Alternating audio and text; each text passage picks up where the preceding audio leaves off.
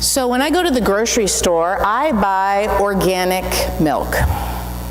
Now I do it for many reasons, for agricultural reasons. It's better for the land, it's better for the cows, it's better for my family. I believe in it. And I also realize that it is a privilege. Or I should say, I sometimes remember that it is a privilege. Sometimes I just buy it and lug it home in the midst of 5,000 other errands and things that are on my mind. I say this because I didn't always buy organic milk. Or I should say, I couldn't always buy organic milk because at one point, my family was on food stamps, SNAP benefits. We didn't have enough money to make ends meet. We didn't really have enough money, period. We were struggling, and I was ashamed.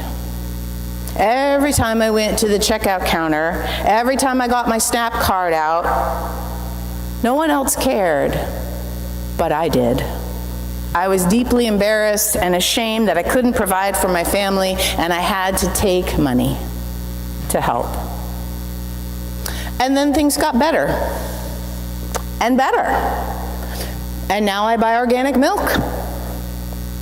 And I often forget that part of my past, SNAP card in hand, that part of my story and my journey. Something like that is going on in today's text that we read from Deuteronomy. This is part of Moses' long speech in Deuteronomy. It's called his farewell address, where he's telling folks what they're supposed to do, how they're supposed to live, how they are to honor God, how they are to worship, and more. And this section talks about a special harvest festival that usually happened in early June. And everybody was supposed to bring their first part of the harvest, their first fruits, and place it before the altar.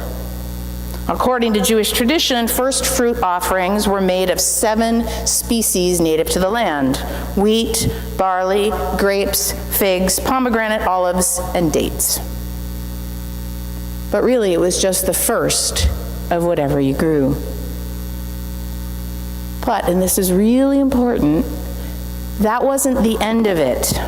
It's not just walking up to the altar, dropping your stuff, and leaving. In that sense, this is not a typical stewardship text, not the stewardship sermon in, yes, you need to tithe and bring your stuff to God, put it in the offering plates, and thank you. Not that I mind that kind of sermon, and please do put things in the offering plates. But that's not what matters most in this text, and I believe in this time of Lent. Once the offerings were brought in and placed down, the person who did it recited a very specific set of words. A wandering Aramea was my ancestor. He went down into Egypt and lived there as an alien, few in number, and then he became a great nation, mighty and populous. And then the Egyptians treated us harshly and afflicted us by imposing hard labor, and we cried out to God, and God heard our voice, and the Lord brought us out of Egypt with a mighty outstretched arm, with signs and wonder, and brought us to this place, this land. And so now I bring the first fruits of the ground that you, O Lord, have given to me. This creed announces in no uncertain terms that God exists, and we are known by what God has done for us. And in fact, this was called by German scholars as the small creed, or the Kleine Credo, a summary of what most ancient Israelites believed. Whether or not that's true is another debate, but this isn't just a creed. It isn't just a reciting of what we believe, but it's talking about our history, how the community came together, who we are, where we have come from. A wandering, or it can also be translated a perishing, Aramean was my ancestor. Went down to Egypt and lived there as an immigrant. That's what the word alien means. Alien's a really touchy word in our time, but what the text really means is an immigrant. So a perishing Aramean went and lived as an immigrant. going to live in a land that is not their own, either for a short time or a long time, just like we think of immigrants today. And the person who's saying this is supposed to remember, this is what happened. Remember this. This is where we came from, a perishing immigrant. Remember this. These are the difficulties we came through. We were oppressed in Egypt. It was terrible. And God has always been with us. Remember that. By speaking it aloud, we remember. And in remembering, that enables gratitude. And I think that is a key task in Lent, gratitude, because gratitude gives us perspective. It reminds us who we are. We get reoriented to ourselves, because truthfully in life, we often get off track. Gratitude reminds us, this is where I came from. This is the blessing of today. This is who we are as a community. Now, I have to tell you, in the living room of our quite small house, we have a huge, and I mean huge, inflated rubber ball. I mean, it's big. And it has some sand in the bottom. And the idea was that you use it for exercise and, balancing, like those sitting balls you're supposed to have in your office that help you core, whatever. We never intended for this to exist in our living room, let me tell you that. Because our living room is, we only really have one room in the bottom of our house. But my 9-year-old son, Kai, has commandeered it for working on his balance. He sits on it, he gets centered, and then he picks his feet off the ground. And he asks us to time him to see how long he can sit there on this giant ball before he tips over and falls off. His times keep getting longer as he practices, as you can imagine. And you know what? This ritual in our text this morning from Deuteronomy, it's a lot like that, truly. It's about getting balanced, rebalancing ourselves, remembering where we came from, remembering the hard times, remembering what is good now and how God's with us. We're getting balanced in Lent. Because sometimes, you know what?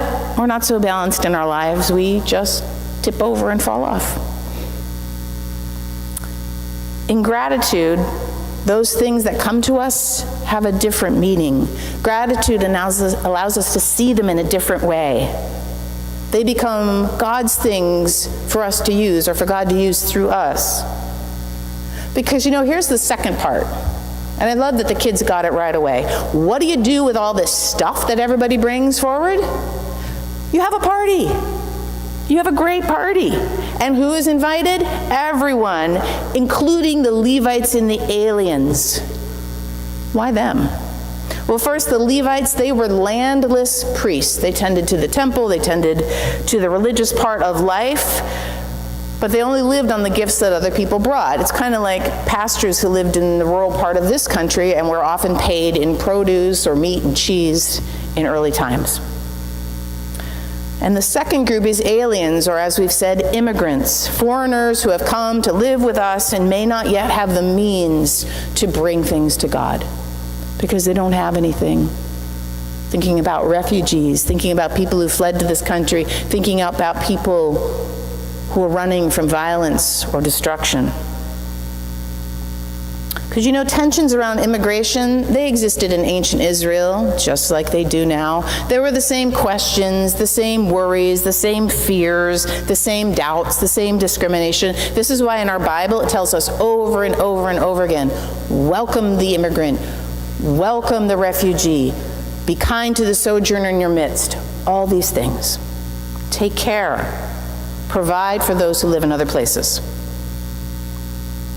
So what happens in this ritual is as we're connected to God by bringing our first fruits, we then get connected to each other. So a proper vertical relationship to God, John Exeter said, leads to a proper horizontal relationship with each other, with community. And only then are we truly balanced. Martin Luther wrote, "I have tried to keep things in my hands and lost them all, but what I have given into God's hands, I still possess." And so in Lent, I invite you to offer your first fruits to God and to remember where you came from and how God has been with you on the way, to find gratitude within yourself, which is a great antidote to all that keeps us from God and living in wholeness. And then to extend that wholeness to the stranger, the alien, the immigrant, the person who is different from you that you meet in your daily life. For I was a perishing person, struggling. I was oppressed by my poverty, by my shame, and God was there, solid like a rock for me. I have seen miracles and wonder. And in fact, I live with them every day. Each day is, in fact, a blessing if I only choose to see that. And so now I bring my first fruits, my money, but more importantly, my energy, my hospitality, myself, to serve God with gratitude. Amen.